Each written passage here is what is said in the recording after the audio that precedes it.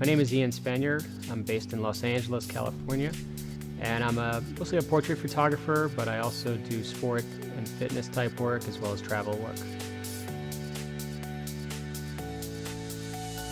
I actually have had a camera since I was 6 years old, but all through the years I tried not to be a photographer, and I actually worked as a magazine photo editor for about 13 years. As luck would have it, I ended up shooting on the side quite a bit, really kind of teaching myself a lot of the other formats that I didn't learn in school. All the time, just trying not to be a photographer, it just kept coming around, and ultimately, shooting so much that it just kind of made sense that maybe I should just go on and be this full time.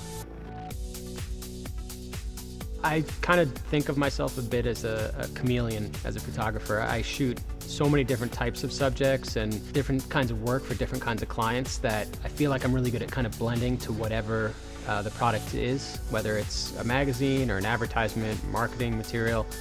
I think there's a continuity to what I shoot, but within that, I'm kind of capable of doing this kind of lighting for this kind of shoot and that kind of lighting for that kind of shoot, and I think that's what's kind of been working to my advantage. I've always been a fan of the masters of photography, and that's really where I kind of come from. Even when I was a photo editor, that's kind of what I would always reference back to. There really is nothing original anymore. Everything is a copy of something, and if you search hard enough, you will find what it's a mimic of. I really responded always to the guys who were the first photographers and the work they were doing. I taught myself 4x5. I think I really responded to Edward Steichen and shots of Fifth Avenue in the Flatiron Building. Guys like Albert Watson were certainly a huge influence. As a photo editor, I was fortunate enough to work with a lot of those great photographers, and I didn't really care about meeting their subjects, and oftentimes they were pretty big celebrities, and I was more into meeting the photographer and watching how they worked and kind of seeing how they did their setups, and I would try things off of what I was witnessing on set very often. So I would do a lot of pictures that, to me, were more trying to accomplish timelessness, which is something I think I was responding to in all of those masters kind of pictures, that you might get a sense that this could be any place at any time, and I always like that. I hate when a car is in the street in New York City and you could use that car to kind of reference what day and age it is. I'd go around looking for neighborhoods where it was quiet and really empty streets, and situations where it was nothing really telling about where you were, other than what you were photographing at that moment.